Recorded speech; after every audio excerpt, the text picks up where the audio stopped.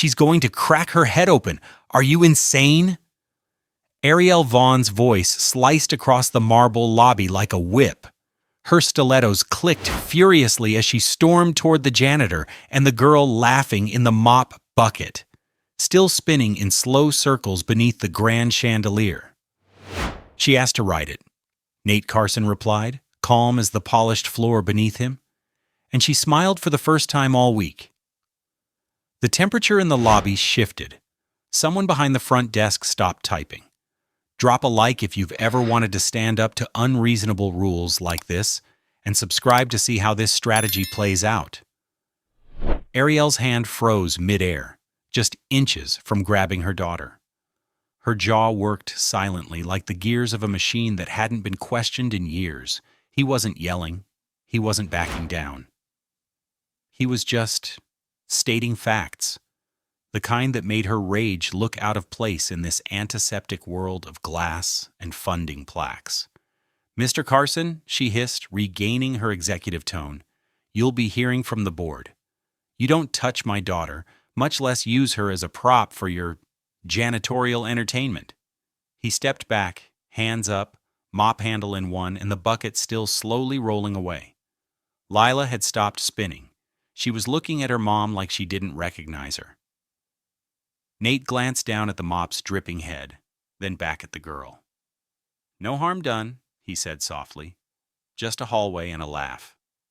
Ariel's lips curled. "And a lawsuit if I feel like it."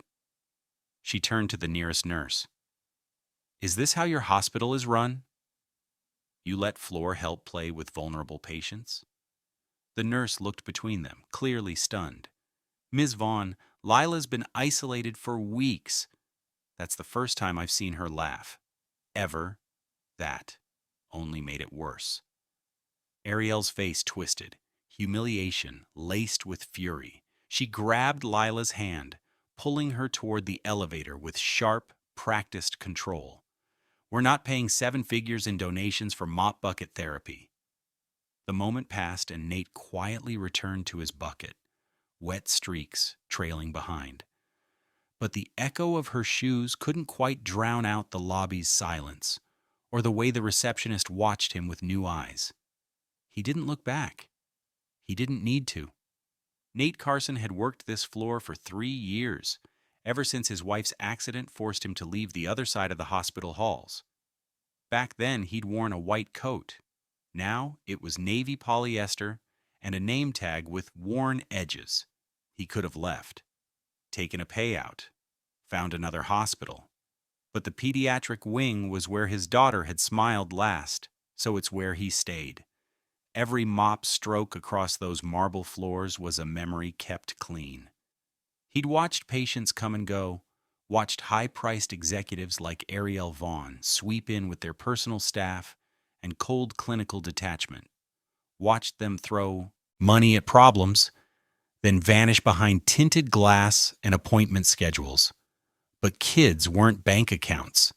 They needed something you couldn't bill, something no one thought to provide, like laughter, like a ride down the hall when no one else was looking. And today, that had been a mistake, one he knew would come back with teeth. Still, he didn't regret it, especially not when he saw the way Lila had looked at him. Not like a janitor, not even like a grown-up. Just like someone who remembered she was a child. Upstairs, the boardroom lights flickered on. Security was already pulling the footage. By the time his shift ended, Nate had 3 voicemails, 2 from HR and 1 from legal. He ignored them all. He didn't fight back. Didn't escalate. But that didn't mean he'd stay quiet forever. "Where are you watching from?" Because one thing Ariel Vaughn didn't know, what none of them knew, was that she'd just picked a fight with someone who'd once commanded an operating room in a war zone, who could diagnose a seizure before the monitors beeped, and who had more surgical saves than her entire C-suite had stock options. She saw a janitor with a mop, but the floor she screamed on, he once helped design it. And if the wrong thing ever happened to her daughter, he'd be the only person in the building who could save her. She just didn't know it yet. Nate Carson didn't flinch when the call came from HR. He was already scrubbing the east hallway by then, humming low under his breath, the faint scent of lemon cleaner rising beneath the hospital's sterile chill. His phone buzzed 3 times before it stopped. He didn't look. Not because he didn't care, but because he already knew what it would say. Down the hall, nurses moved quietly. A few glanced at him and quickly away. The air had changed since the mop bucket incident. Not openly hostile, but cautious, uncertain, like he'd disturbed something they'd all learned to ignore. Lila hadn't smiled since. She'd been escorted upstairs before her mother could spin the story any further. Contamination, Ariel had said. He had her in a filthy janitorial cart. It didn't matter that the mop bucket was spotless, rinsed and dried twice daily, or that Lila had been fully clothed, supervised, and beaming. What mattered was optics, and Nate, standing in his Navy uniform, gripping a mop like a lifeline, didn't fit hers. He kept mopping. The floor didn't care who had power. Upstairs, Ariel stood by the executive suite windows, arms crossed, lips tight. Lila sat on the fainting couch behind her, knees pulled to her chest. A tray of untouched fruit sat between them. "Don't think I won't pull every donation," Ariel said into her phone. "If that man isn't terminated by this afternoon, you'll find yourself minus 7 figures by next quarter." She didn't wait for a response, just ended the call and stared down at the lobby she'd marched through just hours before. Behind her, Lila whispered, "He didn't do anything wrong."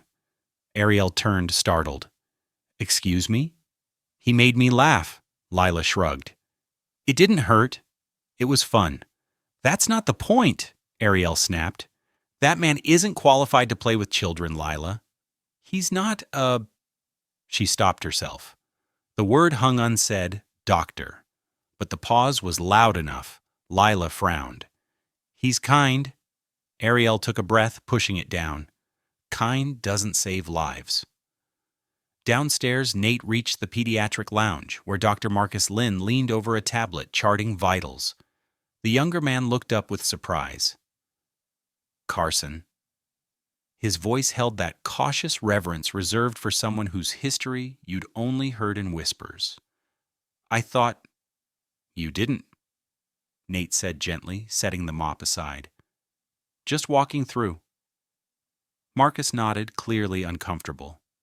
He didn't know how much he was allowed to say. Officially, Nate was staff.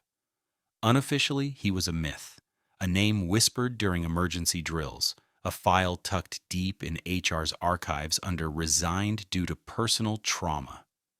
Marcus had seen it once, late night, off the record. The accolades, the war zone commendation, the elite residency, the fact that he'd once taught at the very institution Marcus had graduated from. But now he cleaned floors. "Board's stirring," Marcus said after a beat. "Vaughn's throwing her weight." "I figured. You okay?" Nate smiled faintly. "I've seen worse." 3 hours later, HR sent an escort. A woman in a beige suit, holding a clipboard like a shield, met Nate by the supply closet. "Mr. Carson, we need to speak privately." He nodded, wiped his hands, and followed her to a small administrative office that smelled like toner and stale coffee. "We've received a formal complaint," she began, not meeting his eyes. "Ariel Vaughn has alleged inappropriate contact with her daughter during your shift this morning." Nate didn't speak. "We've also reviewed security footage," she continued. "While there is no direct harm evident, the optics, well, you understand." He waited. "You're being placed on temporary suspension pending further review." Effective immediately, she slid a form across the table. He signed it without reading. She blinked. "You're taking this well." Nate stood. "Nothing I say would change it. Might as well save us both the noise outside." The hallway felt different now. Staff avoided his eyes. The badge around his neck no longer let him pass the pediatric security doors. It buzzed red, denied. But he didn't throw it away, just clipped it back on and walked out the east exit. That night, Nate sat in the quiet of his apartment, a modest second-floor walk-up above a florist shop. He poured a single cup of tea and pulled out the photo from his locker, a picture of him in scrubs, his wife laughing. Beside him, holding a newborn. His daughter would have been 8 this year. He didn't cry. He never did. But his hands shook as he traced the photo's edge. He hadn't touched a patient in 5 years. And still, when he saw Lila's face light up in that hallway, something had flickered in him. Something not quite dead. And something Ariel Vaughn was about to regret stomping on, because the next time her daughter cried out and her money couldn't fix it, there'd be no one left but the janitor. The next morning, the marble floors of St. Catharina's Hospital gleamed without his touch. Nate Carson's absence wasn't announced. It didn't need to be. The shift board in the janitorial wing simply had a blank slot where his name used to be. Someone else ran the buffer machine in the pediatric corridor. It hummed too loud and turned too sharp at the corners. It didn't matter to most. But the kids noticed. Especially Lila. She stood by the hallway window, a coloring book pressed to the glass, watching the floors like something might rise up from them. A nurse brought her apple slices. She didn't eat. The laughter that once echoed after her mop bucket ride had vanished, replaced with silence and stiff posture. "Where's the janitor?" she asked the nurse quietly. The woman hesitated. "He's not working today, sweetheart." Lila turned back to the window. "But he always works on Tuesdays." And he always waved. In the executive lounge upstairs, Ariel Vaughn tapped her fingernails against her tablet screen. She was reviewing hospital grant structures when her personal assistant entered quietly, carrying 2 folders. One's from legal, the other from hospital comms. Ariel took the folders without looking up. "Any backlash?" "None public," her assistant said, though some board members expressed concern about the optics of suspending a janitor over a child's smile. Ariel's eyes flicked up. "Optics?" The assistant nodded carefully. "There's internal chatter. A few nurses have been whispering about how Lila used to light up around him." Ariel didn't flinch. "This place runs on structure. Protocol. Not emotions." She closed the folder, eyes flat. Emotions get people killed. Nate didn't return home that day. He went instead to a small community center 2 neighborhoods over. Inside was a locked cabinet behind a wall of donated books and water-stained posters. He pulled a key from his wallet, a small brass thing no one had touched in years. Inside the cabinet was a box, a white coat, folded and yellowed at the collar, a stethoscope, and a hand-stitched badge, Dr. N. Carson, Pediatric Trauma. He touched it once, then shut the cabinet again. Not yet. By Wednesday, the tension had grown thick enough to cut. The nurses walked quieter. The doctor spoke in clipped tones. But in one office, tucked behind pediatrics, Dr. Marcus Lynn sat alone, scrolling through old hospital records. It wasn't curiosity that drove him. It was something heavier. A suspicion that had been nagging ever since the day Nate intervened in a choking incident last year. Barely noticeable at the time. Just a swab and a calm instruction before anyone else even registered the danger. Now Marcus knew why. The credentials in Nate's archived file were astounding. Top of his class at Johns Hopkins. Fellowship under Dr. Kenter in trauma pediatrics. Multiple citations from field hospitals abroad, and then just gone. Resigned. The last note was handwritten. Family medical emergency. With gratitude, NC. Marcus leaned back, rubbing his jaw. Someone like Nate didn't just become a janitor, unless he chose to, unless something tore him down so violently that scrubbing floors felt safer than saving lives. Lila fainted on Thursday. It was subtle at first, just a hand to her head, then a slow tilt as she slid off the exam table. The attending nurse caught her just before she hit the floor. The vitals monitor began beeping wildly. Oxygen levels dipped, then rebounded erratically. By the time Ariel arrived from her call, Lila was already being wheeled toward emergency diagnostics. "What happened?"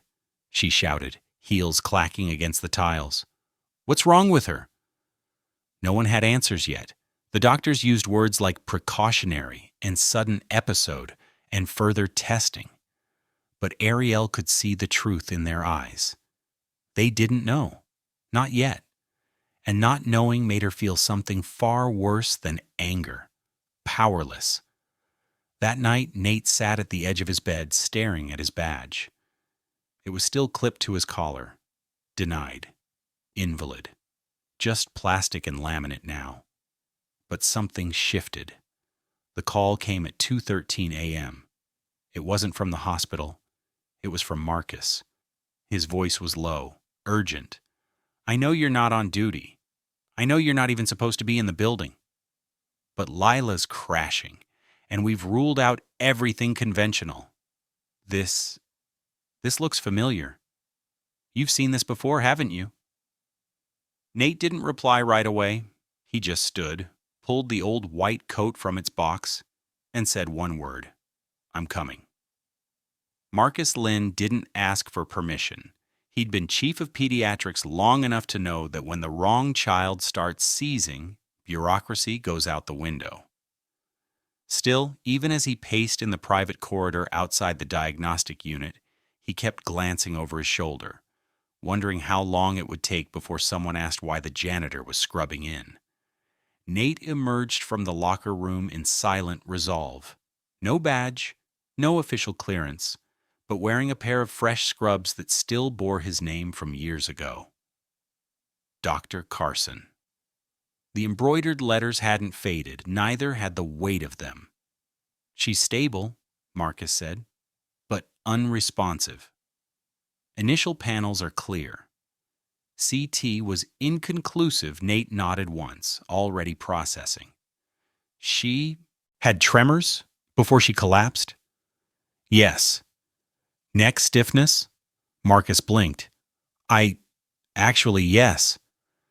"Then it's not neurological," Nate muttered. "It's systemic. Rare." "You're missing something protein-borne," Marcus followed behind as Nate pushed through the restricted doors like he still belonged there. He did. Lila lay pale under the fluorescent lights, her chest rising in shallow intervals. Her small hand twitched once. Ariel stood frozen at her bedside. For the first time since arriving, she wasn't on the phone. She wasn't issuing orders. She wasn't even breathing deeply. She turned when Nate entered. What the hell is he doing here? Marcus stepped in before she could reach for security. He's not here as staff. He's here because he might be the only person who's seen this before. I don't care who he was. He's a janitor now. He's also the reason your daughter's still alive. Marcus snapped. You want her dead? Throw him out. You want her breathing tomorrow? Step back. Ariel's mouth opened, then closed. She stepped back. Nate approached the bedside with the ease of someone who'd once done it for 100 children before this one. He examined the monitors, her skin tone, then lifted her hand, checking pulse and capillary refill. Calm, precise, every movement embedded with quiet authority. "Recent change in diet?" he asked. Ariel blinked. "Yes, a new supplement line. My brand. Clean protein additives for pediatric immunity. She's been on them 2 weeks." Nate nodded. "Pull them." "Now what?" "Some children lack the enzyme to process the plant binders. It mimics viral meningitis. The supplement's cutting off her ability to regulate oxygen saturation. She's not allergic, she's overloaded." Ariel looked stunned. Prep her for a hemo-clear flush, Nate continued. 2 liters filtered, high flow. If we get it moving fast enough, she'll stabilize. The attending physician hesitated. Marcus stepped forward. Do it. Outside the door, nurses and staff had gathered in silent observation. A few recognized Nate. One of the older techs whispered, "He's doing it again." Inside, the flush began. Alarms slowed. The oxygen saturation climbed. Slowly, Lila's color began to return. Her fingers twitched again, but this time with rhythm. Her eyes flickered. Ariel stared, slack-jawed. She's stabilizing. Nate exhaled through his nose. Good. He turned to leave. Wait, Ariel said, her voice cracking for the first time. How did you know? Nate didn't answer immediately. He unhooked his gloves, eyes steady. Because my daughter didn't. Then he walked out, leaving the monitors beeping steady behind him. In the hallway, Marcus caught up to him. You just saved the daughter of the woman who tried to get you fired. Nate shrugged. She's a child. That's the job. You're not even on payroll anymore. I was never doing it for the paycheck. They walked in silence until they reached the lobby. It was quiet at this hour. No polished shoes, no frantic mothers. Just the janitor who used to be a surgeon and the doctor who finally understood why. Marcus asked quietly, "Why didn't you come back before now?" Nate looked at the hallway ahead like it was longer than it should have been.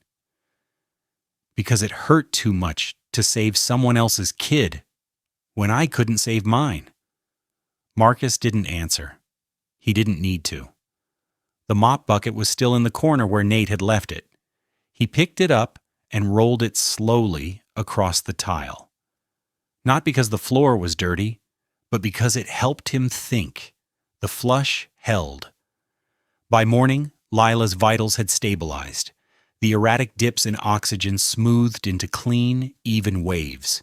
She slept deeply, but without the strain that had drawn fear across every face in the room hours earlier. Marcus Lynn hadn't left her side.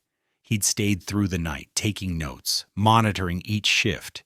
And every so often, when no one else was near, he pulled out his phone and re-watched the moment Nate Carson had taken over. Not barked orders, not demanded authority. Just acted. Like the room was his again, because it had been, and because no one else had known what to do.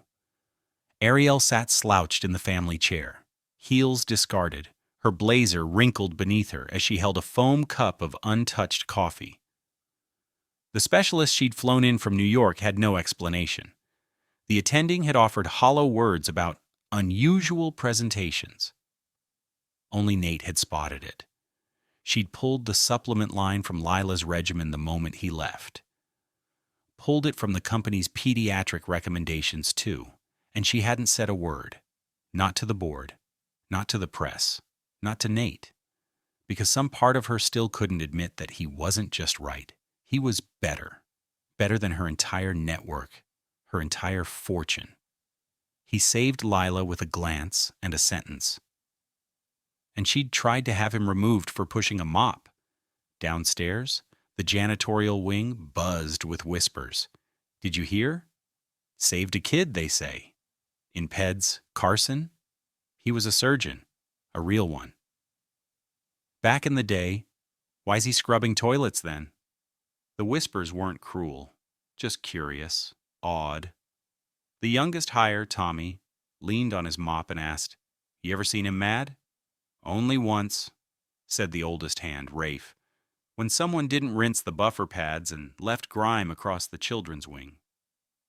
They laughed, but not too loud, not after what they'd heard.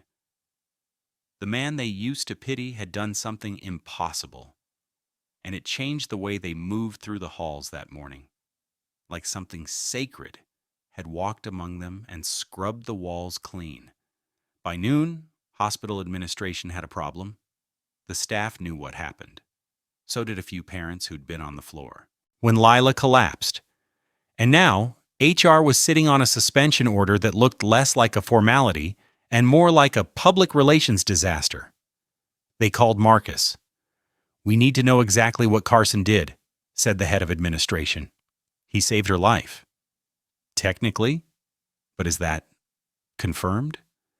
"He diagnosed a condition 3 specialists missed, performed protocol under pressure, stabilized a child with no prep time and no legal standing. Is that in writing?" Marcus leaned into the phone. "I'm writing it now." The line went silent. By late afternoon, Nate returned.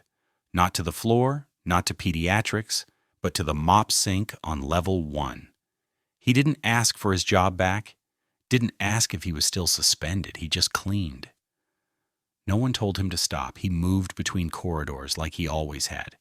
Quiet, efficient, unnoticed, unless someone was paying attention. This time, people were.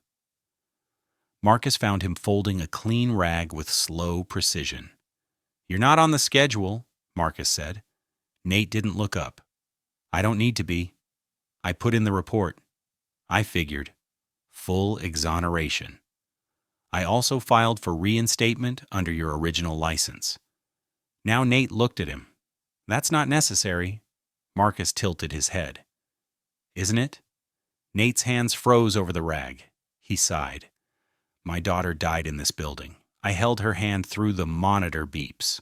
I don't want a title here. I just want the floors clean when they come through." Marcus nodded, slow. "She would have been proud of yesterday. She would have loved Lila." Upstairs, Ariel watched her daughter sleep. She hadn't moved in 20 minutes. The monitors were calm, the doctors were satisfied, but Ariel wasn't. She stood and walked to the door, paused, then looked back. Lila had clutched something in her hand, a small card, bent at the corners, a laminated ID Nate Carson, facilities still clipped from his uniform. She hadn't returned it. Ariel exhaled through her nose and stepped into the hallway, then down the elevator, then across the lobby, past staff who glanced her way and quickly back. She wasn't used to being the subject of silent judgment, and yet here she was. She found Nate near the east wing, rinsing a mop head beneath the industrial spout. He didn't look surprised to see her. "I didn't come to apologize," she said. "I didn't expect you to. I came because you saved my daughter."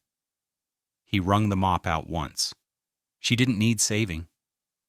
"Just someone who listened." Ariel folded her arms. "You know you scared me." "She scared me first," he said quietly. "She reminded me of mine." The silence stretched. Finally, Ariel said, "If you ever wanted something more, the board would listen now."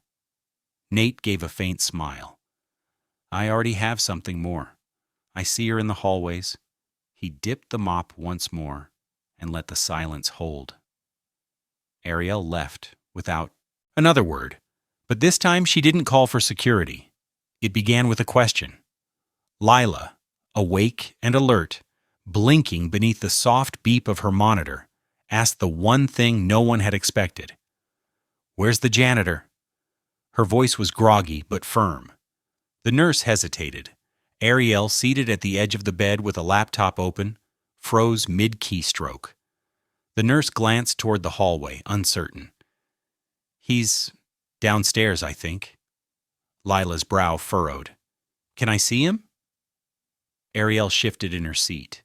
"Sweetheart, why do you want that?" "He's the only one who didn't act scared," Lila murmured. "He made it stop hurting." Ariel closed the laptop slowly.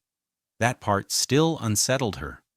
The finest specialists, her own brand's physicians, the hospital's pediatric team, they'd all stood frozen for a few fatal seconds.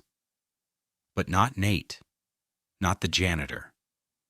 He'd moved like someone who'd already seen the end of that story and refused to let it repeat. In the pediatric lounge, nurses gathered quietly during their break. "HR pulled the suspension," one of them whispered. "Did they clear his record?" "No statement yet." But Dr. Lin went to bat for him. I heard him raise his voice in the admin suite. That's a first. They spoke with reverence now, not just about what Nate had done, but how he had done it. No panic, no drama, no need for permission. A rare, quiet kind of power. And now that the story was spreading, among techs, orderlies, even ER interns, there was something else circulating. A shift in how people looked at uniforms. Not all expertise wore a white coat. Not all authority needed a badge. Down in the supply closet, Nate folded rags with the same deliberate care he used to close a chest after a successful operation. The closet was narrow and dim. Fluorescent light hummed overhead. The floor smelled faintly of bleach and cedar. A knock came at the frame. It wasn't Marcus. It wasn't security. It was Ariel. And she was holding a coffee. He looked at it, then at her. She stepped inside and placed it on the counter. "She wants to see you," she said. "I figured. She's asked 4 times. I didn't do it for that." "I know," Ariel said, quieter now. "That's probably why it mattered." She hesitated, then added, "You've built a place here where people see more than they're supposed to."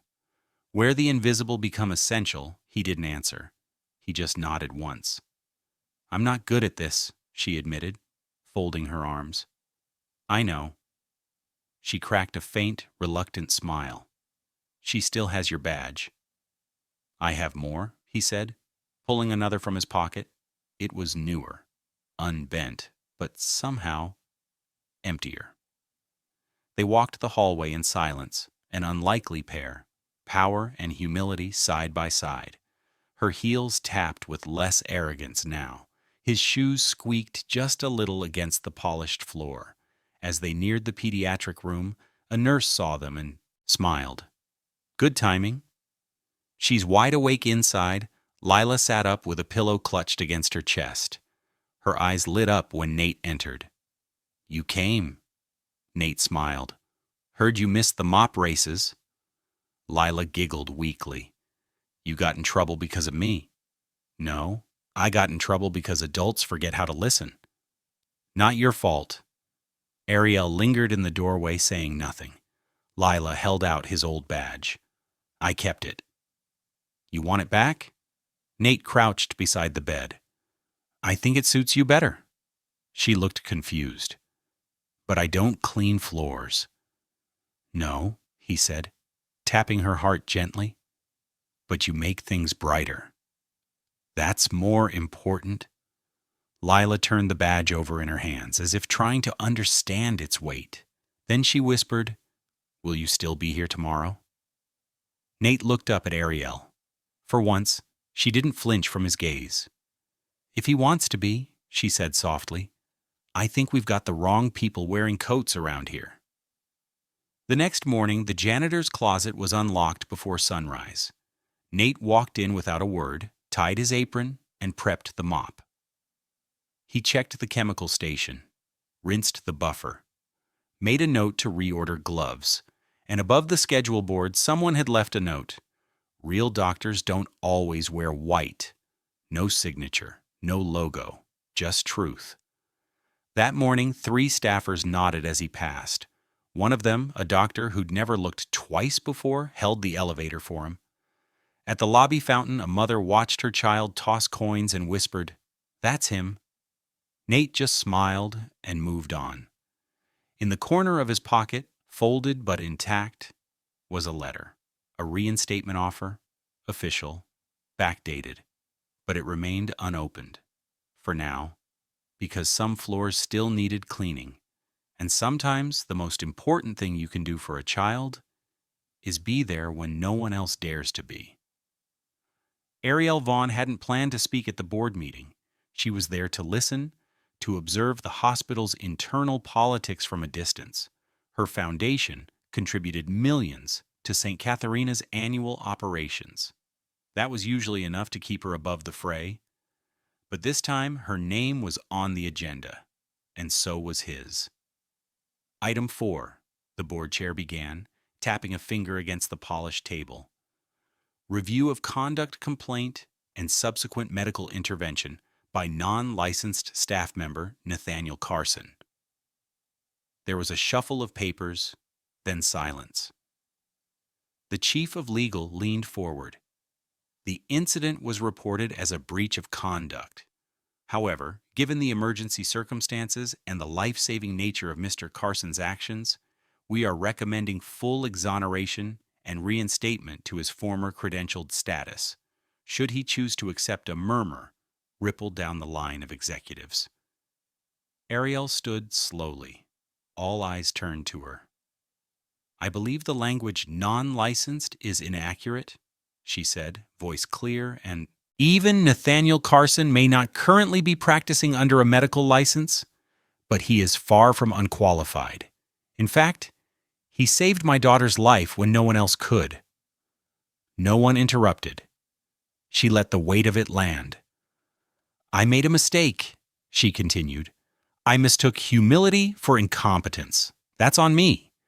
But if this institution values its integrity, then the next time someone like Nate walks your halls, I suggest you don't wait until a child is unconscious to realize what he brings." She sat. The chair nodded. "Duly noted." Marcus found Nate near the west stairwell that evening, mop in hand, bucket resting beside him. The sun slanted through the high windows, casting long shadows across the tile. "You've become very popular upstairs," Marcus said. "I try to stay out of stairwells with executives in them," Nate replied. Marcus smirked. "You might want to make an exception." Vaughn just flipped the room. Nate didn't look up. "Did she say sorry?" "She didn't use the word," Marcus admitted, "but it was close enough. She's not the one I needed to hear it from." Marcus paused. "Who then?" "My daughter," Nate said softly. "And she's not here to say it." He resumed mopping, the rhythm steady, purposeful. Marcus watched in silence. Later that night, Ariel stood outside the children's wing, staring at the door to Lila's room. Her daughter was asleep again, this time with color in her cheeks and a sketchbook resting on her lap. The badge was clipped to her gown. Ariel's phone buzzed. She didn't answer it. Instead, she walked down to the break lounge. A few nurses looked up, surprised to see her there without an entourage. She found the old bulletin board by the coffee machine, full of staff notes, lost and founds, outdated safety memos. She pinned something at the top corner. "To the one who knew what to do when I didn't. Thank you. A.V." The next morning, Nate returned to find a small envelope in his locker.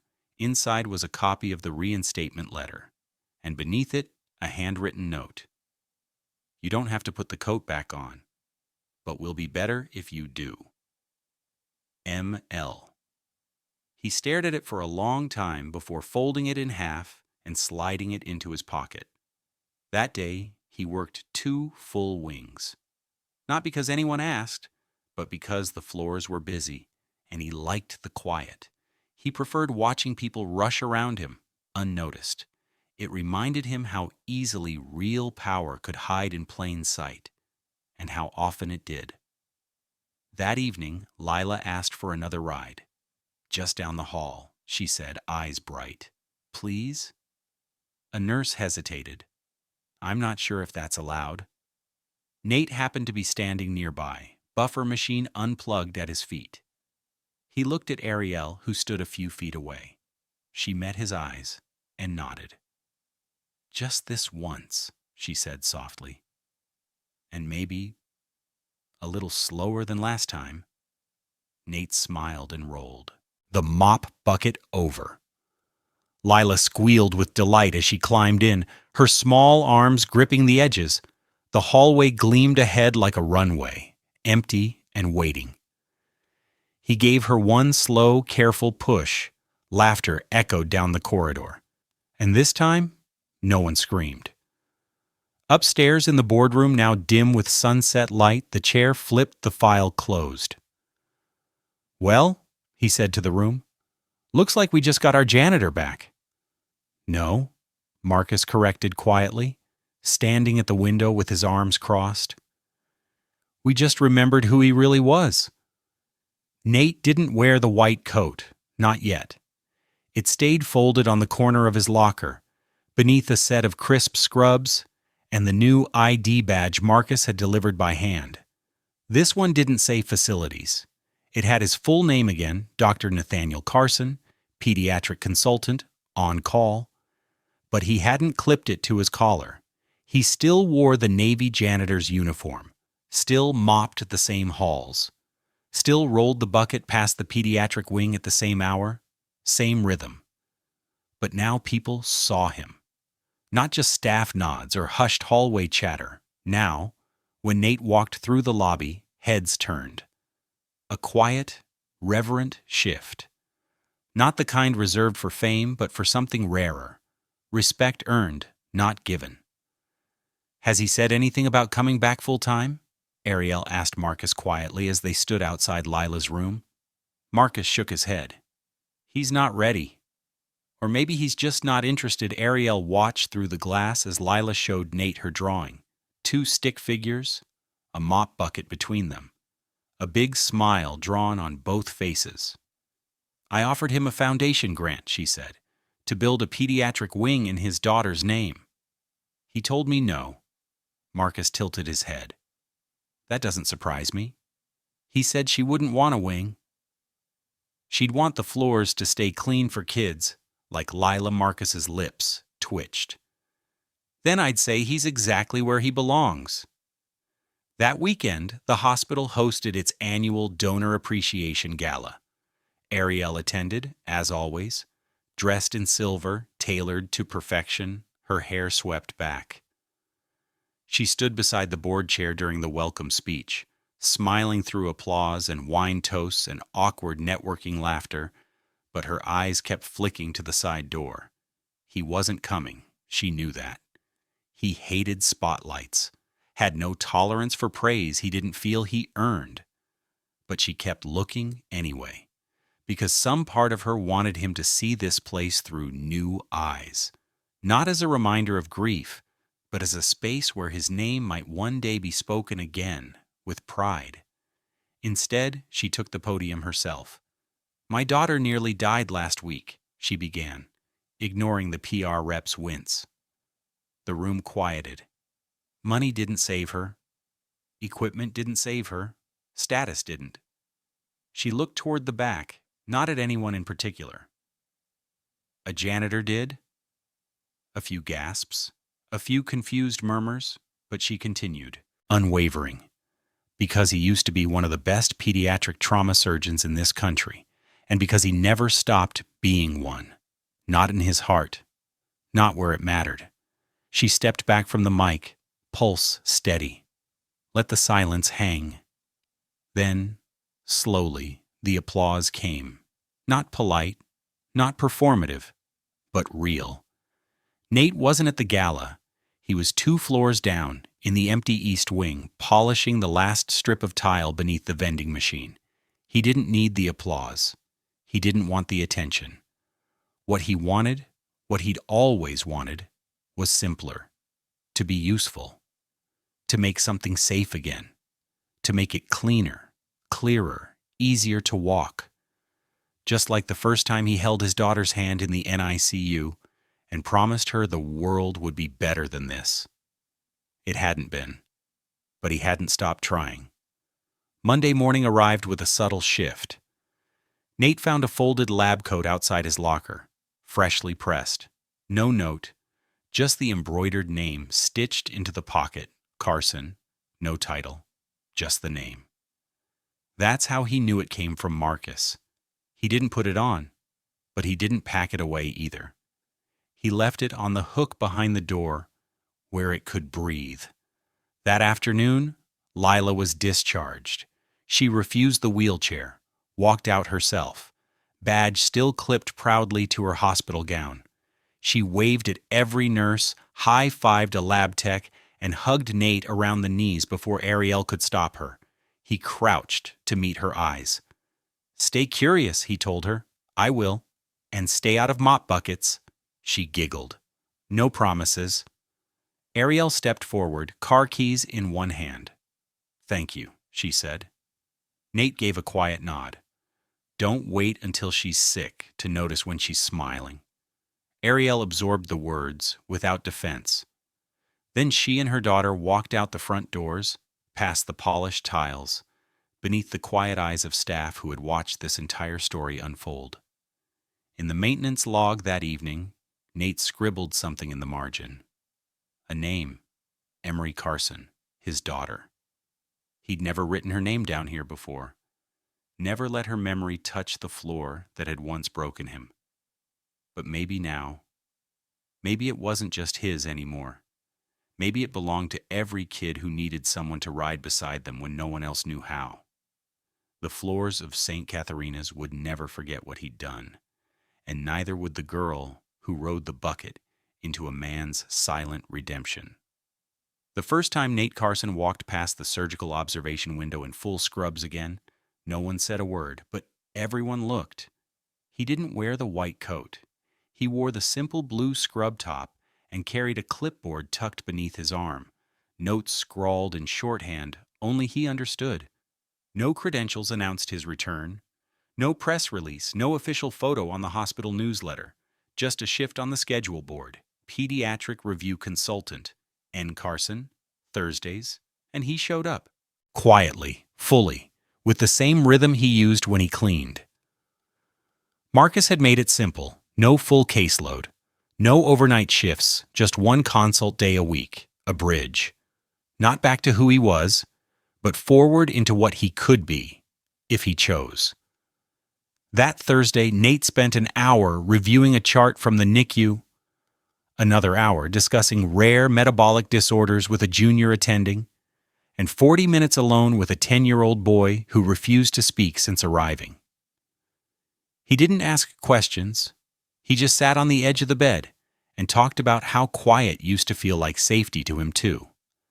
By the end of the session, the boy had drawn a stick figure in blue with a mop and labeled it Doc Nate. Downstairs, the janitorial team noticed.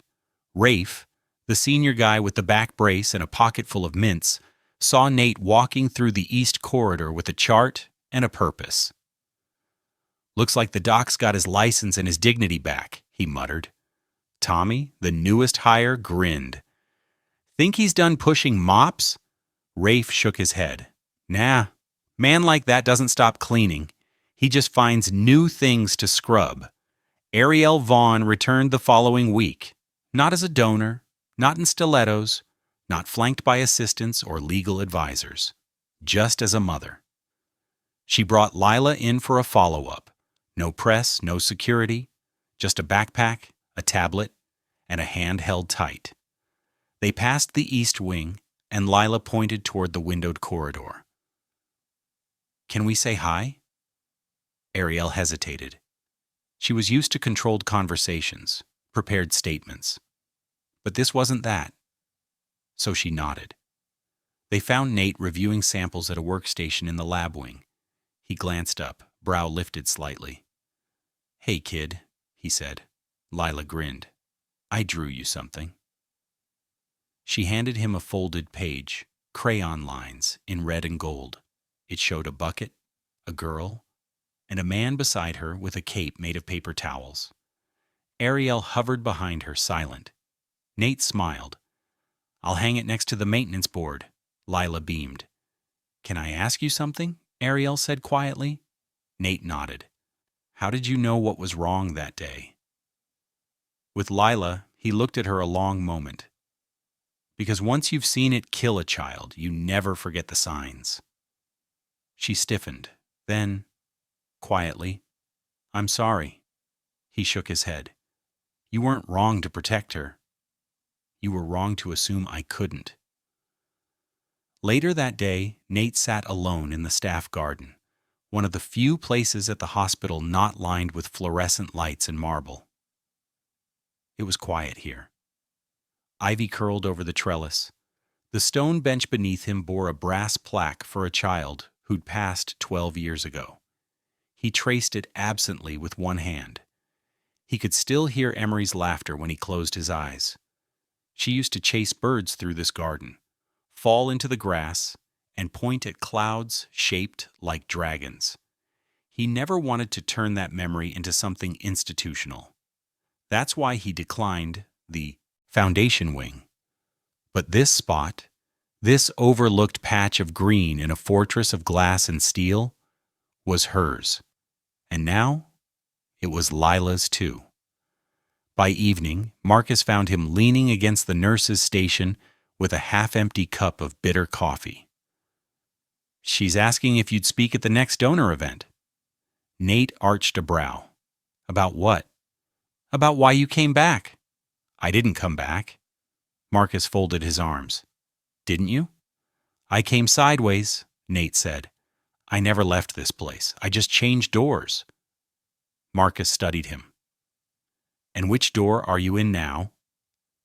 Nate looked down the hall, where a father was kneeling beside a child in a wheelchair, telling her a story, where a nurse quietly slipped an extra blanket onto an old man's lap without being asked, where another janitor wiped a window no one had noticed was dirty. "This one," Nate said, "the one where people finally see the things they've always stepped over." The next day, he taped Lila's drawing to the mop closet wall, right above the line of clean buckets, right below the small photo of his daughter. And beside it, he wrote in black marker, "Still here, still cleaning, still watching." Because healing wasn't about titles. It was about never forgetting the floor you stood on. Rain tapped against the tall glass windows of St. Catharina's as Nate Carson stood in the pediatric hallway, mop handle in hand. He wasn't working today. At least, not officially. His consultant hours had already passed, but old habits held strong, and he found himself moving through the halls with the quiet rhythm of someone still responsible for how this place felt underfoot. The floors gleamed, not just because they were clean, but because they mattered. Down the corridor, Lila sat in the family lounge beside a new child. A boy named Wesley, recently admitted, scared, small, refusing to speak. She was telling him about Dr. Mop, the janitor who wasn't really a janitor, who had secret powers and once saved her from turning into a statue. "He even let me ride the bucket," she whispered, eyes wide like it was a fairy tale.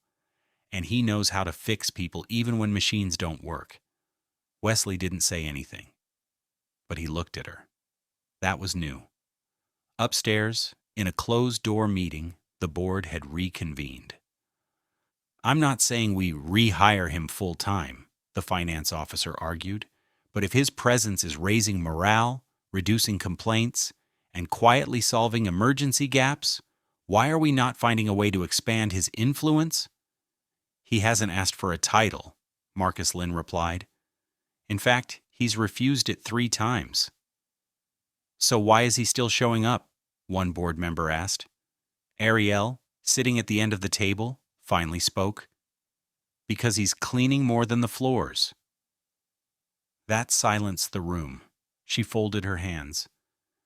When someone brings dignity back into a place by simply existing, you don't argue with the method. That evening, Nate wandered into the empty cafeteria. The lights were dimmed for cleaning, but the aroma of reheated food still lingered. He carried no tray, just a folded sheet of paper. It was the original suspension form. He had kept it untouched, in a drawer since the day HR slid it across the desk. Now he unfolded it. Read it again. The language was sharp, cold, clinical. Inappropriate conduct. Violation of protocol. Unsafe engagement with a minor. He refolded it carefully and walked to the custodial incinerator down the hall. Slid it inside. Watched it vanish to ash. Not because he needed revenge, but because that man, the one they accused, didn't exist anymore. Maybe he never did. In the West Wing, a code yellow was called "Missing Child," panic setting in. A new patient had slipped past the main nurse's desk. A child with autism, overwhelmed by noise and lights, lost in a building designed for adults and schedules and silence. Nate was the first to move, not because it was his job, but because he understood what being lost felt like. He knew the hall patterns, the dead ends, the corners most people ignored. He found the boy near the sub-level maintenance door, curled in a ball, hands pressed over his ears, breathing sharp and erratic. Nate crouched, said nothing, just unhooked his keyring and began jingling them slowly, one by one, until the boy looked up. "There's a vent down here that hums at the exact same pitch," Nate said, voice low. "Want to hear it?" The boy blinked, nodded. Nate sat beside him and pointed toward the far grate. And they listened. That's where the nurses found them, 10 minutes later. Both cross-legged on the floor, a calm returning to the child's chest. When they offered to escort him back, the boy said, "Only if he comes." So Nate walked him back. No mop in hand this time, just quiet authority. Later that night, Marcus found Nate in the break lounge, sipping weak coffee. "I heard what happened." "Didn't do much," Nate replied. "Just listened to the building." "That's more than most ever do." They sat in silence a moment. Then Marcus asked, "What do you need, Nate?" Nate stared into his cup. "I need people to stop asking me that, like I'm broken." Marcus didn't flinch. "You're not," he said quietly. "You're just built different now." Nate gave a faint smile. "That's all I ever wanted someone to say." In the janitor's closet that evening, Nate added a second drawing beside Lila's. This one was from Wesley. It was messier, uncertain, but it had something hers didn't. 3 figures, one small child, one girl, and a man holding both their hands. Not in a cape or a coat, just in navy blue, with keys on his belt. It was the kind of morning no one liked, cold, gray, and buzzing with admin presence. 2 regional directors from the parent medical group had arrived unannounced. They wore tailored suits, spoke in quiet clusters, and left a trail of tight-lipped tension behind them. Staff walked straighter. Conversations ended mid-sentence. Even Marcus Lynn checked his collar twice before stepping onto the executive floor. Word spread quickly.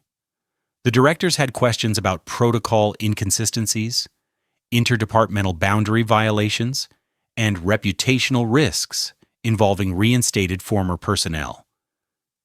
They never said Nate Carson's name, but everyone knew. Down in the utility corridor, Nate stood in the supply room, hands braced on the sink. He'd heard, of course he had. Tommy, the newest janitor, had rushed to him first. "Some suits are sniffing around," he said. "You okay?" Nate nodded slowly. "I've seen harder storms." Still, his reflection in the metal panel above the sink looked tired. Not scared, just worn, like a coat used one season too long. He looked down at the keyring hanging from his belt, then at the folded lab coat still tucked behind the door. Neither defined him, but both were his. Upstairs in a polished conference room, one of the directors leaned back in his chair. "This institution is not in the business of nostalgia.